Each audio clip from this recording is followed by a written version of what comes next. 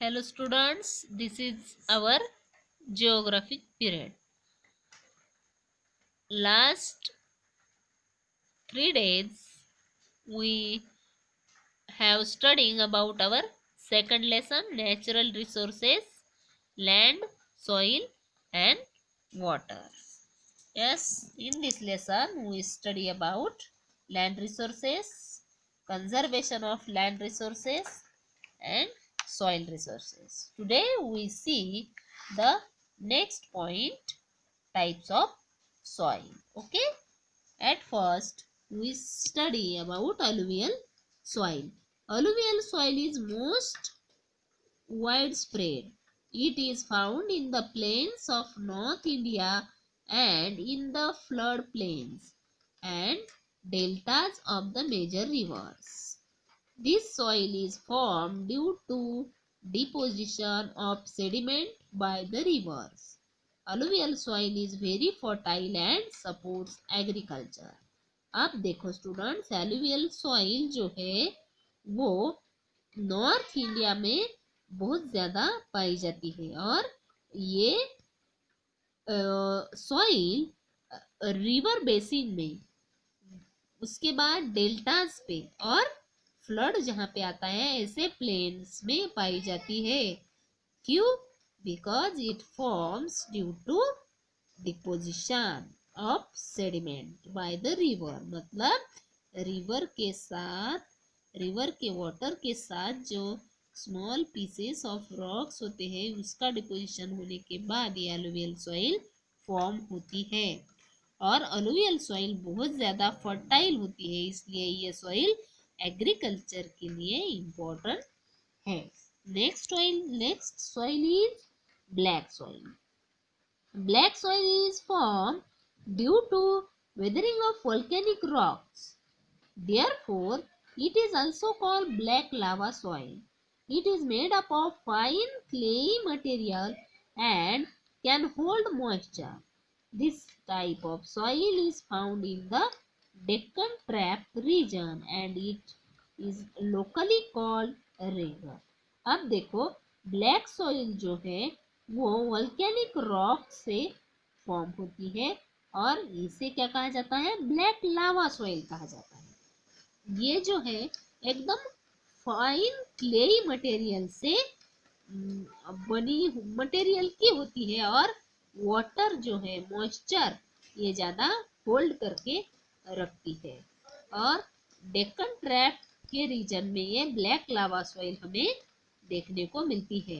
Black lava soil is best suited for cotton and sugarcane cultivation. इसका मतलब है black soil cotton के और शुगरकेन के कल्टीवेशन के लिए बेस्ट है। उसके बाद है red soil. Old igneous rocks weather to form the red soil. The red soil is found in peninsular India. The red color of the soil is due to the high iron content. This soil can be made fertile by adding manure and chemical fertilizer. अब देखो ये जो red soil है ये old igneous rock से form हुई होती है और ये पेनिसुलर इंडिया में पाई जाती है।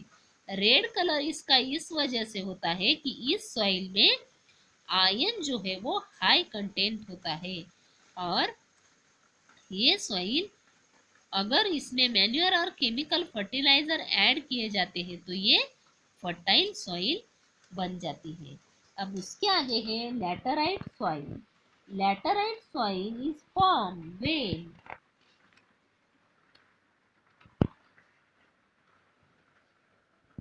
when heavy rains wash away the fertile upper part of the soil. अब देखो जो लैटराइट सॉइल है वो कब फॉर्म होती है? जब हेवी रेन की वजह से सॉइल का ऊपरी भाग वॉश हो जाता है और इसका मतलब निकल जाता है, तब जो सॉइल बचती है वो लैटराइट सॉइल होती है। Therefore this soil is less fertile. It is found in the Western Ghat and in the flat uplands where heavy rainfall occur. Such soil can only support plateaus and shrubs. अब देखो, ये जो laterite soil है ये less fertile होती है और western घाट पे ये सॉइल ज़्यादा पाई जाती है। उसके साथ साथ जहाँ पे बहुत ज़्यादा रेनफॉल होता है ऐसी जगह पे ये सॉइल देखने को मिलती है। Such soil can only support pasture and shrubs. ऐसे सॉइल में सिर्फ श्रब्स ग्रो हो सकते हैं। उसके बाद है mountain soil. Mountain soil is mainly found on the hill slopes covered with forest. This soil is form due to the deposition of organic matter and this is rich in humus. It is suitable for tea, coffee and spice cultivation. अब देखो, ये mountain soil कहाँ पे found होती है? As usual ये mountain के slope पे पाई जाती है कि नहीं? और जहाँ पे क्या होता है, थिक फॉरेस्ट होता है, वहां पे ये सॉइल पाई जाती है। और ये फॉर्म कैसे होती है? Due to deposition of organic matter and is thus rich in humus. It is suitable for, फिर इस सॉइल में कौन से क्रॉप्स ज्यादा ग्रो होते हैं? टी, कॉफी एंड स्पाइस, ऐसे क्रॉप्स इस सॉइल में ज्यादा ग्रो होते हैं। उसके बाद देखने को मिलती है desert soil. Desert soil is found in hot and semi arid regions. It has a thick layer of sand. अब देखो, ऑब्वियसली डेजर्ट सॉइल कहाँ पे पाई जाएंगी?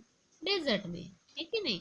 और ये सैंड का थिक लेयर होता है। This soil lack humus content but contains a high proportion of soluble salt. अब देखो, इस सॉइल में ह्यूमस का कंटेंट बहुत ज्यादा कम होता है और जो सॉल्ट जो होता है उसका कंटेंट इसमें ज्यादा होता है। With the help of irrigation a variety of crop can be grown in the desert. अब इरिगेशन की हेल्प से डेजर्ट में भी हम क्या कर सकते हैं? क्रॉप्स ग्रो कर सकते हैं। इसके बाद देखेंगे soil erosion. Soil is essential for the growth of plants. The cultivation of food and other crops depend upon soil fertility. अब देखो, हम तो ये सब जानते हैं कि सॉइल बहुत ज़्यादा ज़रूरी है प्लांट्स के लिए और सॉइल के फर्टिलिटी पे ही क्रॉप्स का कल्टीवेशन डिपेंड होता है। The removal of top soil is known as soil erosion. अब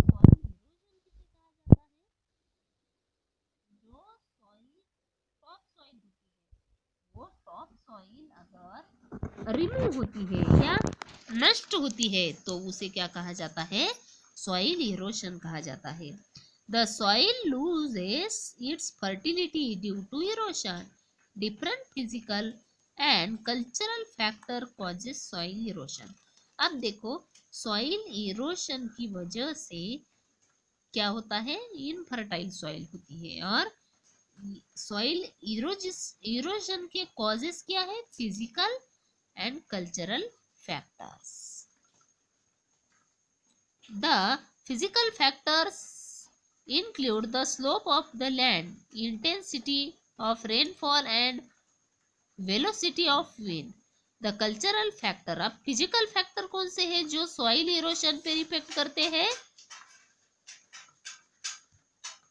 land, intensity of rainfall and velocity of wind. और कल्चरल फैक्टर्स कौन से हैं? Deforestation, over utilisation of land, over grazing and adoption of unscientific farming method. ये सब चीजें soil erosion के लिए रिस्पॉन्सिबल होती है। इसमें फिजिकल फैक्टर्स और कल्चरल फैक्टर्स इंक्लूड्स होते हैं। Understand students? Okay, that is all about today's period.